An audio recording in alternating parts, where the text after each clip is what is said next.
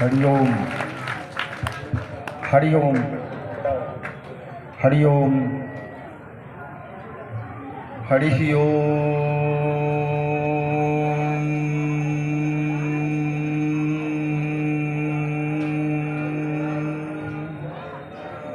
गुरुर्ब्रह्मा गुरुर्विष्णु गुरुर्देव महेश्वरः गुरुर्साक्षात् परं ब्रह्म तस्मै श्री गुरुवे नमः।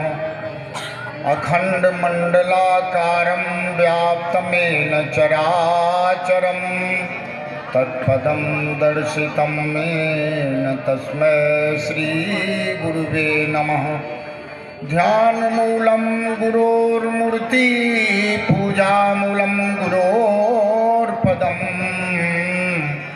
मंत्रमूलं गुरोर्वाक्यं मोक्षमूलं गुरुकृपा। भक्ति भक्त भगवंत गुरु चतुर्नाम बपु एक, इनके पद वंदन किए नासे विघ्न अनेक। वसुदेव सुतं देवं कंस चाणूरमर्दनं देवकी परमानंदं कृष्णं वंदे जगद्गुरुं। नारायणं नमस्कृत्य नरं चैव नरोत्तमं देवीं सरस्वतीं व्यासं ततो जयमुदीरयेत्। प्रपन्न पारिजाताय स्तुतिवेत्रैकपाणये ज्ञानमुद्राय कृष्णाय गीतामृत दुहे नमः। नीलाम्बुजश्यामलकोमलाङ्गं सीतासमारोपितवामभागं पाणौ महासायकचारुचापं नमामि रामं रघुवंशनाथं। मनोजवं मारुततुल्यवेगं जितेन्द्रियं बुद्धिमतां वरिष्ठं वातात्मजं वानरस्यूतमुख्यं श्रीरामदूतं शरणं प्रपद्ये। या श्री स्वयं सुकृतनां भवनेशलक्ष्मीं पापात्मनां कृतध्यां हृदय बुद्धिं श्रद्धा शतां कुलजनप्रभस्य लज्जां तां त्वन्नतः परिपालय देवि विष्णुं। हरि ओम तत्सत् हरि ओम तत्सत् हरि ओम तत्सत् हरि ओम।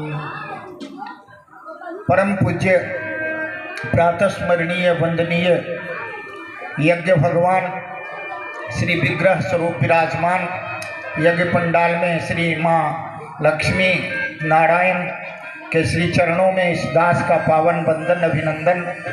समस्त खुटहा क्षेत्र से पधारे हमारे स्वकीय धर्म प्रेमी सज्जन तथा धर्म पारायण माताएं बहनें, मंचस्थ हमारे मंचाध्यक्ष भगवान श्री पंकज जी, हमारे सारे खुटहा के जितने परिकर हैं, संत वृंद सज्जन वृंद, हमारे स्टेज पर श्री विग्रह स्वरूप साक्षात भगवान श्री नारायण के प्रतीक हमारे संत भगवान, बड़ी संजोग से यह कथा रस की सरिता हिमालय के उत्तुंग शिखर से कलकल छल छल बहती हुई, वन्य प्रांतरों से गुजरती हुई, अपने यौवन का प्रदर्शन करती हुई आज खुटहा के यज्ञ के पंडाल में आ पहुंची है। आप धन्य हैं, आप बड़भागी हैं कि इस पुण्य सलीला सरिता में स्नान कर गंगा का आनंद ले रहे हैं। गंगा का तट है और खुटहा ग्राम का यह क्षेत्र यज्ञमय है और इसमें कथा का अवसर है। और इसमें अवसर अगर किन्हीं को मिला है कुछ कहने का, तो हम अपने पूर्व के पुण्यों का इसमें मानते हैं कि आपके पुण्य से यह अवसर प्राप्त हुआ, कथा संवाद स्थापित हो रहा। मैं 2-3 दिनों से 2 दिन कल से ही कथा कह रहा हूँ। कल सुबह से 12 बजे समय था, आज का समय थोड़ा परिवर्तित किया है। हमारे ऊपर कृपा इन्होंने किया कि दोपहर की तपती धूप में महाराज श्री को थोड़ा कष्ट हुआ, इसके लिए इन्होंने मेरे ऊपर कृपा की, महती कृपा की कि संध्या के सूर्य की बेला में, डूबते सूर्य में हमें अर्घ देने का अवसर प्राप्त हुआ है। मैं इसमें उनका ही पुण्य मानता हूँ, उनकी कृपा मानता हूँ। कथा सरिता की जो धारा बहती है, यह संस्कृति की धारा कहलाती है। कथा के द्वारा संस्कृति अक्षुण्ण रहता है और भारत से, भारत के बाहर भी आज कथा अगर न होता तो हम अपने पूर्वजों को जान नहीं पाते कि हमारे पूर्वज क्या थे, कैसे थे, हमारी कहाँ से अवतरण हुआ, उनका अवतरण का उद्देश्य क्या था और हम क्या करना चाहिए, क्या व्यवस्था जानना चाहिए। उसी कड़ी में आगे बढ़ते हुए मैंने कल कहा था कि यज्ञ जो होते हैं वह हमारी ब्रह्मांड की नाभि होती है। अगर यज्ञ ना हो तो संसार में जितने भी व्यवस्था हैं वह बिल्कुल सब बिखर जाए। जैसे प्रोटॉन और न्यूट्रॉन नाभि में रहता है, इलेक्ट्रॉन उसके चारों ओर चक्कर काटता है, उसी प्रकार से यज्ञ की नाभि में हम लोग की संस्कृति की धारा बहती है और संस्कृति की धारा तब तक बहती है जब तक हम मोक्ष को ना पा जाते। और इस मोक्ष की धारा में ही कल्याण करने के लिए भारत का एक दंडी सन्यासी, एक सन्यासी रामकृष्ण मठ का पहुंचा था शिकागो के भाषण में। और शिकागो में जब गया था विश्व धर्म सम्मेलन में, जहां पूरे हिंदू धर्म, सनातन धर्म की डंका उसने बजाई, तो सब लोग आश्चर्यचकित हो गए इस भारत के युवा सन्यासी को देखकर गैरिक वस्त्रों में। जब यहाँ से पहुँचे, नरेंद्र नाम था उनका, और वहाँ गए तो उनके गुरुदेव ने उनका नाम स्वामी विवेकानंद रखा था। यहाँ उनके ऊपर ढेले बरसाए गए, पत्थर बरसाया गया, क्योंकि वह गैरिक वस्त्रों में थे।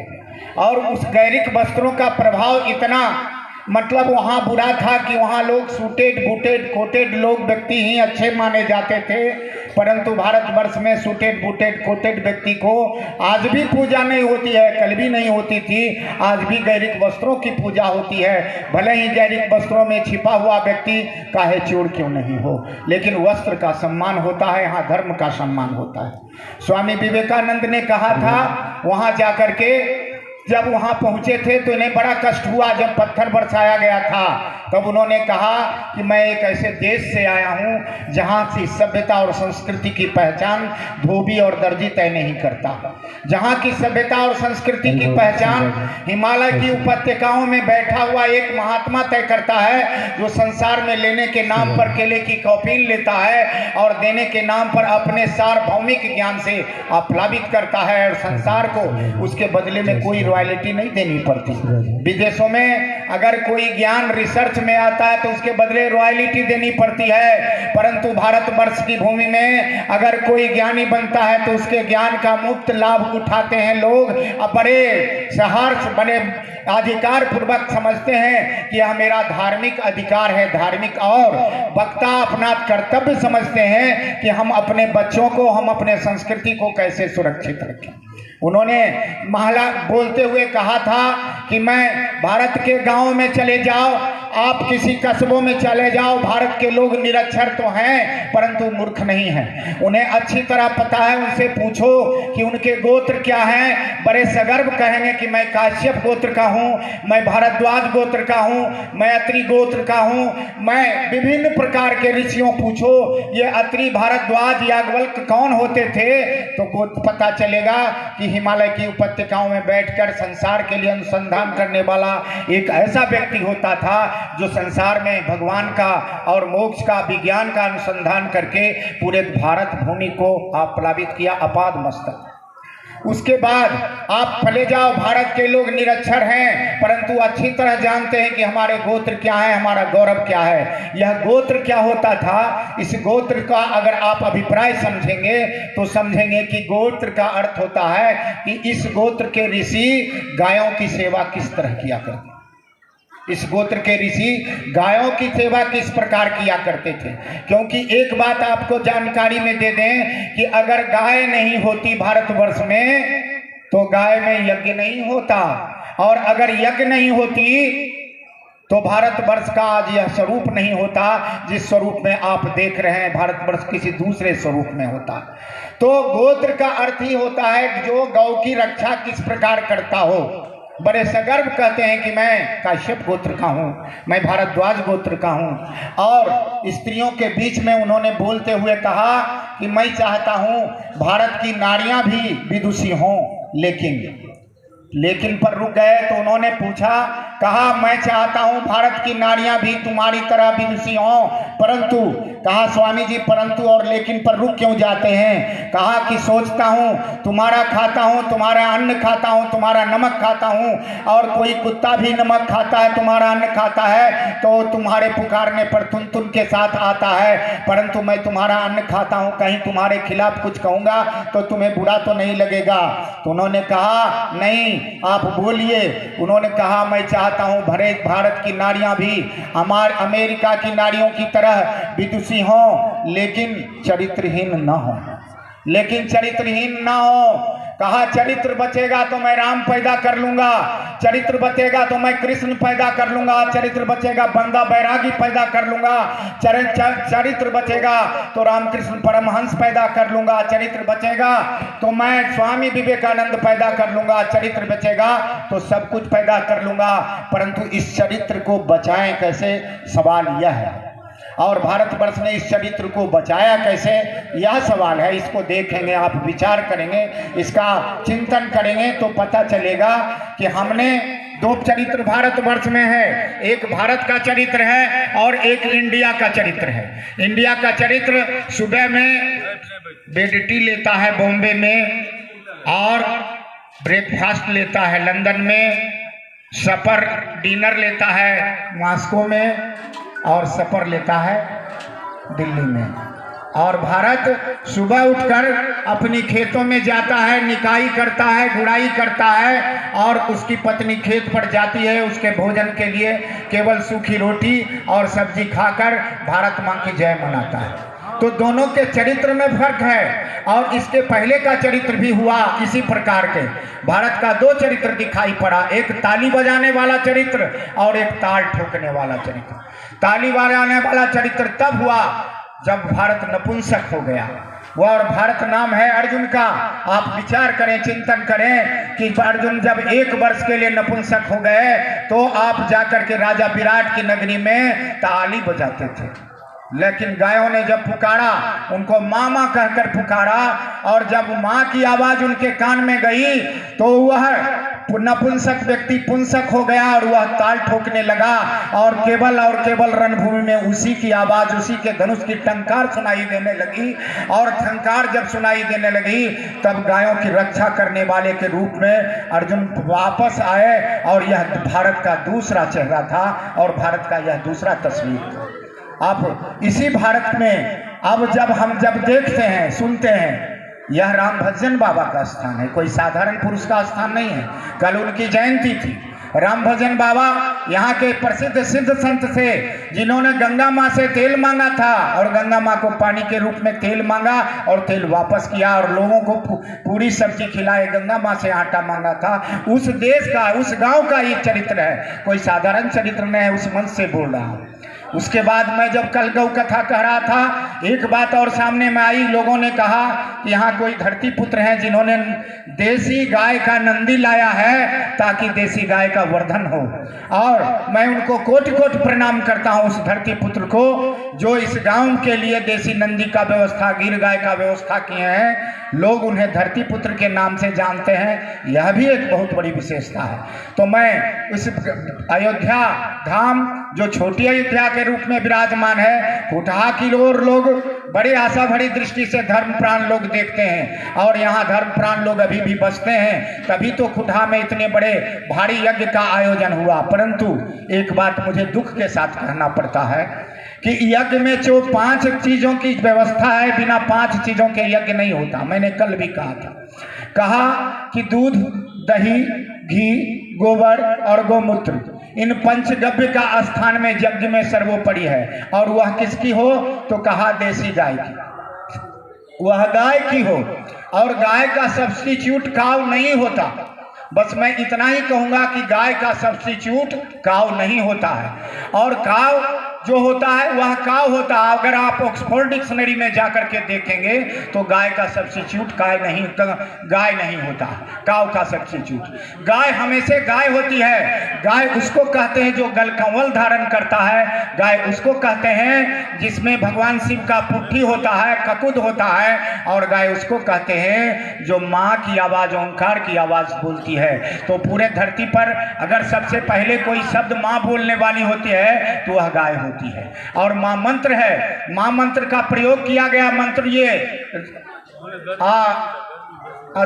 मंत्र यंत्रों में, और उस यंत्रों में प्रयोग हुआ तो सारे मंत्रों का प्रयोग जब बोला गया तो 12 से 15 मीटर सबकी गई ध्वनि, और माँ का मंत्र जैसे ही ध्वनित हुआ तो वह 26 मीटर गई। इसलिए गाय हमारे लिए, जिसमें यज्ञ का जो मूल विषय है वह गाय है, यज्ञ का जो मूल विषय है गाय है, क्योंकि पंचगव्य ना हो तो यज्ञ का मतलब ही नहीं होता है। अगर पंचगव्य के बिना अगर यज्ञ हो रहा है तो वह पूतना के यज्ञ से ज्यादा यज्ञ नहीं हुआ, उससे ज्यादा कोई व्यवस्था नहीं हुई। पूतना भी आई थी गाय का स्वरूप धारण करके भगवान कृष्ण को दूध पिलाने के लिए, मगर उनकी जिह्वा इतनी तेज थी कि उन्होंने पहचान लिया कि इस पूतना के दूध से समाज में राक्षस पैदा होगा, इसलिए उन्होंने पूतना का वध किया। परंतु आज हर घर में जर्सी, होलिस्टियन, फ्रीजियन के रूप में पूतना बंधी है, और उस पूतना के दूध से अगर किसी का कल्याण हो सकता है तो राक्षस का हो सकता है, मनुष्य का तो नहीं हो सकता, मानव का नहीं हो सकता। तो मैं इसलिए कहना, यज्ञ का जो मूल उद्देश्य है कि अपने संस्कृति की रक्षा करना, और अपने संस्कृति की रक्षा का भार अगर किसी ने सबसे ज्यादा है तो वह गौ माता है। और गौ माता का अगर आप चिंतन करें, विचार करें तो 3-4 चीज को तो मैं 2-3 दिनों से बोल रहा हूं। एक चीज सबसे बड़ी समस्या अभी सबके सामने खड़ी होती है। सबसे पहले तो कहा जाता है कि गौ माँ चारों पुरुषार्थ को देती है, अर्थ, धर्म, काम और मोक्ष। छोड़िए चारों पुरुषार्थ की बात, सबसे पहले माँ अगर किसी गृहस्थ को देती है तो वह पुत्र देती है, संतति देती है। हर लोग आज संतति के लिए अगर परेशान है तो केवल और केवल 7 बार परिक्रमा करके बाएं कान में उनका कहा जाए मुझे पुत्रवती बना दो माँ, माँ पुत्रवती बनाती है केवल 7वां महीने में, ज्यादा दिन की बात नहीं, प्रयोग करके देखना। दूसरी बड़ी समस्या है विवाह की। बेटी की विवाह अभी सबसे ज्यादा कठिन है। लोग बेटी का विवाह करने के लिए कहाँ नहीं ढूंढते हैं, और विवाह के लिए सीता और रुक्मिणी ने जो व्रत किया, सीता और रुक्मिणी ने जब राजा जनक ने प्रण कर लिया कि हम विवाह उसी को करेंगे जो इस धनुष को तोड़ेगा, क्योंकि सीता बचपन में उस धनुष को उठा करके उसके नीचे गोबर लिपी थी, इसलिए उन्होंने कहा कि जो सीता, तो माँ से जाके सीता ने कहा, माँ, कहा क्या? कहा कि पिताजी ने जो संकल्प लिया है अगर कोई दैत्य इस धनुष को तोड़ दे तो मेरा विवाह तो दैत्य से होगा। तो माँ, मैं नहीं चाहती कि मेरा विवाह किसी दैत्य से हो, मुझे ऐसे पुरुष से हो जो मेरे मन के अनुकूल ना हो, ऐसे लोग से हो जो मेरे परिवार के अनुकूल ना हो। तो कहा कि बेटी, मैंने पयो गौ व्रत करके अपने राजा जनक को पाया है, मैं भी तुमको वह व्रत का विधि बताती हूँ। उस व्रत की विधि को अगर तुम अपना लेगी तो तुम्हारा कभी भी दूसरे प्रकार के पुरुष से विवाह नहीं होगा। कहा कि क्या है वो व्रत? केवल सस्ता, कुछ भी नहीं खर्च है। 9 सोमवार को उपवास करके सुबह गौमूत्र का पान करे 1 घूंट, दोपहर में उसके बाद जल खूब कंडे के राख से पीतल के बर्तन को या कांसे के लोटे में जल ले ले, मैया जल लेवे, और जल में थोड़ी सी कच्चा गाय का दूध मिलावे, काऊ का नहीं, पूतना का दूध नहीं मिलाना, गाय का दूध मिलावे, और भगवान शिव के ऊपर जाकर के उस दूध को, दूध मिश्रित जल को चढ़ावे, और जल को चढ़ा करके गौ पार्वती माता से अच्छे वर के लिए प्रार्थना करे, घर आ जाए, दोपहर में दधी पान करे, और रात्रि में गाय का दूध धारोष्ण पिए, और पी करके 9 सोमवार ऐसा व्रत करती है तो उस बहना को, उस बेटी को अच्छे पति मिलते हैं, न सिर्फ अच्छे पति मिलते हैं वरन उनके अनुकूल होते हैं, उनके व्यवस्था के अनुकूल होते हैं। अब अगर अच्छे का अर्थ आपने बनाया हो कि मुझे बहुत बड़ा अंबानी मिल जाए, नील अंबानी मिल जाए, तो वो भी गड़बड़ बात है। अच्छे का अर्थ होता है कि मेरे मन अनुकूल हो, आप उस व्यवस्था के हिसाब से चलें। उसके बाद ये केवल स्त्रियों के लिए लागू नहीं है, ये पुरुषों के लिए भी। पुरुष का भी विवाह कम परेशान करने वाला नहीं है। पुरुष के विवाह के लिए भी समस्या है, तो वह पुरुष क्या करे, ब्याती हुई गौ माता की प्रार्थना करे, चारों ओर 9 परिक्रमा करे, ब्याती हुई गौ माता की 9 परिक्रमा करे और उससे अपने अच्छे पत्नी के लिए प्रार्थना करे। कहा कि इसका कोई दृष्टांत है? कहा है। ब्रह्मा जी ने ब्रह्म पुराण में कहा कि हम अपनी बेटी अहिल्या का विवाह उसी से करेंगे जो 7 द्वीपों की परिक्रमा करेगा, और इन 7 द्वीपों की परिक्रमा करके जो आएगा उसी से विवाह किए। सारे लोग 7 द्वीप की परिक्रमा लगे करने। गौतम ऋषि वहीं ब्याती हुई गाय की परिक्रमा करके ब्रह्मा से गए कि मैं विष के योगी हूँ। जब ब्रह्मा ने कहा, अरे आप तो कहीं गए नहीं, कहा आपके शास्त्र कहते हैं, आपके पुराण कहते हैं कि ब्याती हुई गाय की परिक्रमा कर ले तो सप्तद्वीप की परिक्रमा होती है, क्योंकि ब्याती हुई गाय सप्तद्वीप की संकेतक मानी गई है। और ब्रह्मा को अपनी बेटी अहिल्या को गौतम को देना पड़ा। और इतना ही नहीं, गौतम ऋषि ने ब्रह्मा से वर मांगा कि आज से जो भी इस प्रकार का कार्य करे उस पुत्र का विवाह उत्तम श्रेणी के मनोरमा कन्या से हो, इसलिए इस व्यवस्था को करते हैं। तो गाय की कितनी महिमा है आप कह नहीं सकते। उसके कंडे में 46% ऑक्सीजन हो जाता है। अगर गोबर में, देसी गाय के गोबर में 23 समथिंग है तो उसके कंडे में 46%। उसको थोड़ा सा आप प्रयोग करके देख सकते हैं। गंगा जल ले लीजिए या कुएं का जल ले लीजिए और कुएं के जल में थोड़े सा कंडे का राख विभूत डाल दीजिए, भस्म, और उसको प्रयोगशाला में भेज दीजिए। पता चलेगा कि हो सकता है जो गंगा जल अभी बह रही है उसमें एकाध बैक्टीरिया हो, लेकिन उसमें कोई बैक्टीरिया नहीं है, इसलिए वह गंगा जल के तरह पवित्र हो जाती है। इतनी पवित्र कि कोई किडनी के इन्फेक्शन का रोगी पर प्रयोग किया गया, रोज जल में डाल करके उस भस्म को डाला गया और किडनी उसमें गोखरू को पीस करके गोमूत्र के साथ पिलाया गया। जिनका रोज होता था व्यवस्था,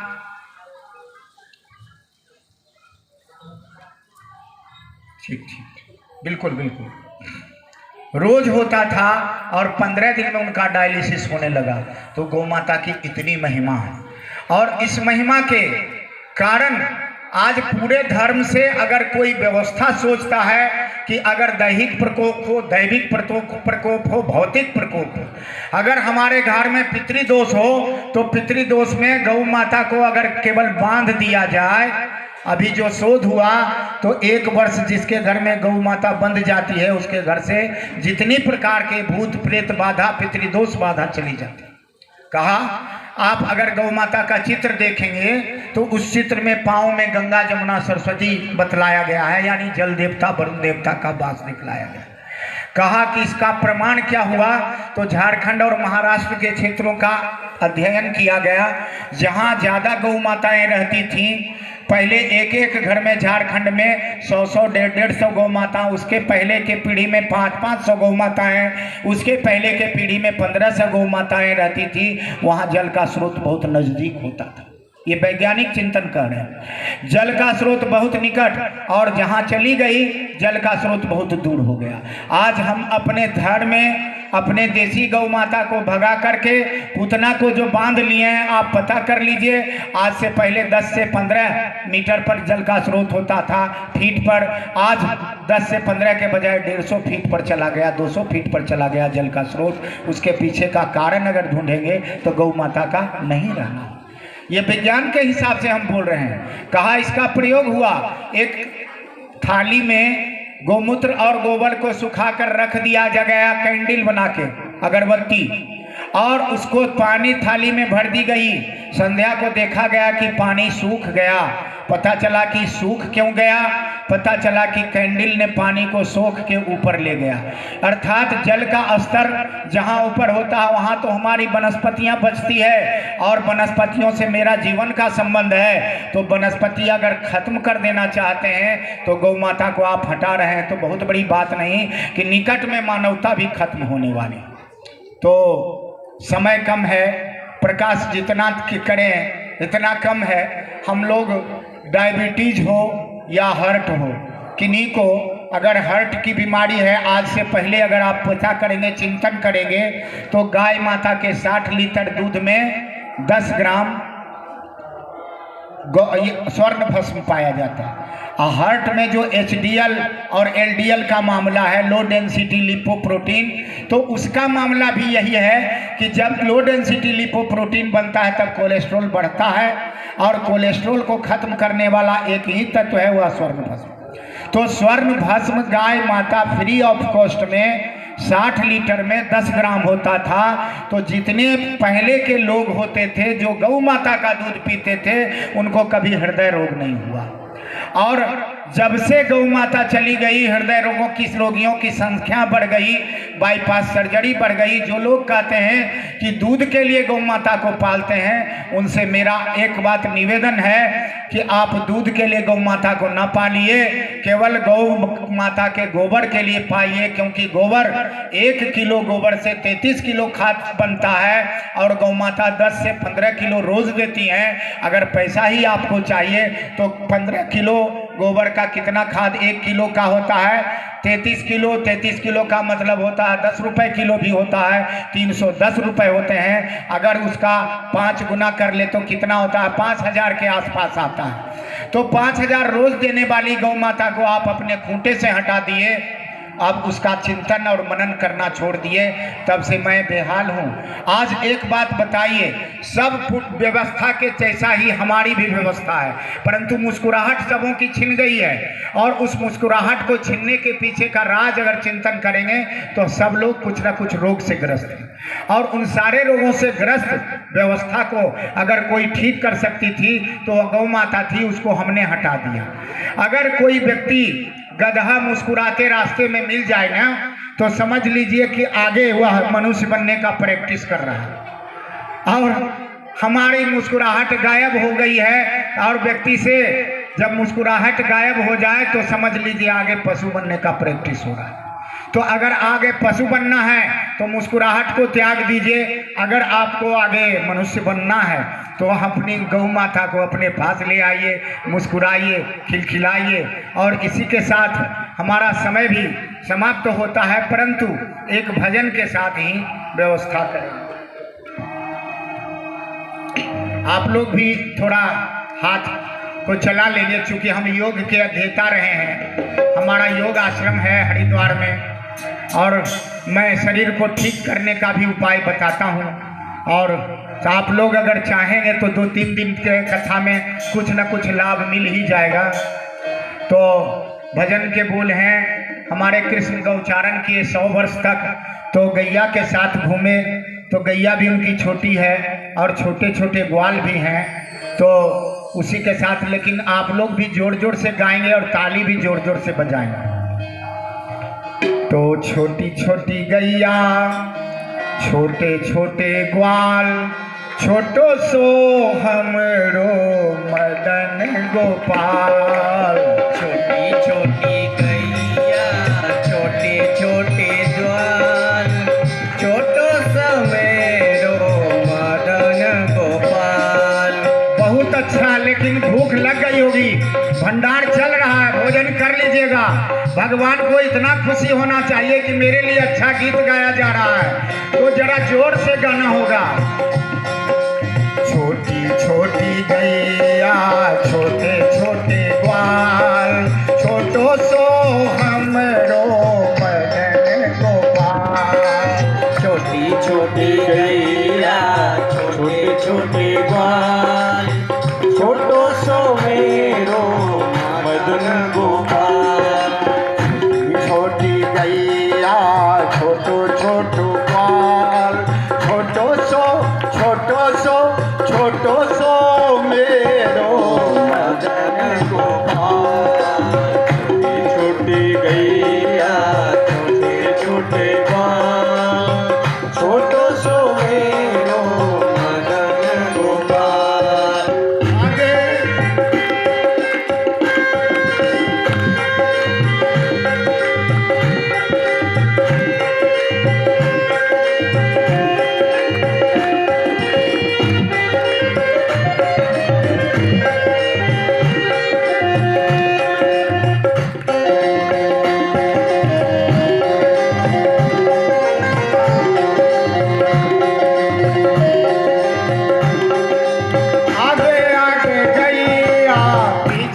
पीछे ग्वाल, आगे आगे गैया पीछे पीछे ग्वाल, बीच में मेरो भजन गोपाल, बीच में मेरो मदन गोपाल।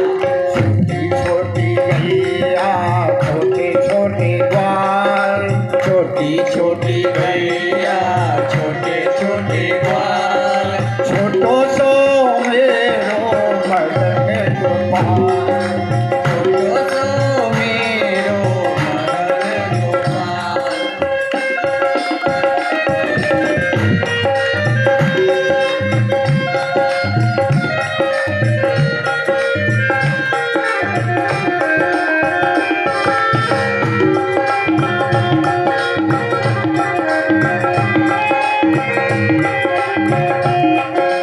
गाड़ी गाड़ी गैया घोड़े घोड़े ग्वाल, गाड़ी गाड़ी गैया गोरे गोरे ग्वाल, गाड़ी गाड़ी गैया घोड़े घोड़े ग्वाल, कारी कारी गैया गोरे गोरे ग्वाल, श्याम रंग मेरो भजन गोपाल, श्याम रंग मेरे मदन गोपाल। छोटी छोटी गैया छोटे छोटे ग्वाल, जोर से ताली, छोटी गैया छोटे छोटे ग्वाल, छोटो सो मेरो भजन गोपाल, छोटो सो मेरो मदन गोपाल, छोटो सो मेरो छोटो सो मेरो मदन गोपाल। का खाए गैया का खाए ग्वाल, क्या खाए गैया क्या खाए ग्वाल, क्या खाए हमरो भजन गोपाल, क्या खाए हमरो मदन गोपाल। घास खाए गैया दूध पिए ग्वाल, घास खाए गैया दूध पिए ग्वाल, घास खाए गैया दूध पिए ग्वाल, घास खाए गैया दूध पिए ग्वाल, माखन और मिश्री खाए भजन गोपाल, माखन खाए मदन गोपाल। छोटी छोटी गैया छोटे छोटे ग्वाल, छोटी छोटी गैया छोटी छोटी ग्वाल, छोटो सो मेरो भजन गोपाल, छोटो सो मेरो मदन गोपाल, छोटो सो मेरो भजन गोपाल, छोटो सो मेरो मदन गोपाल, छोटो सो मेरो भजन गोपाल, छोटो सो मेरो मदन गोपाल, छोटो सो मेरो भजन गोपाल, छोटो सो मेरो मदन गोपाल, छोटो सो मेरो भजन गोपाल, छोटो सो मेरो मदन गोपाल। बोलिए श्री कृष्ण भगवान की। तो भजन तो एक बहाना हमको आपसे ताली बजवाना था। नारायण। हाँ, हो गया बस। ताली बजवाना था। आंख का स्विच यहाँ, कान का यहाँ, साइनस का यहाँ, मस्तिष्क का यहाँ, लीवर का यहाँ, और भजन में योग हुआ भज धातु सेवायाम। नारायण। तो आज की व्यवस्था आपकी संपन्न हुई। कल हमारे मंचाध्यक्ष भगवान का जैसा समय रहेगा उसी के हिसाब से आपकी सेवा होगी। ओम पूर्णमदः पूर्णमिदं पूर्णात् पूर्णमुदच्यते पूर्णस्य पूर्णमादाय पूर्णमेवावशिष्यते। ओम शांति शांति शांति। नारायण।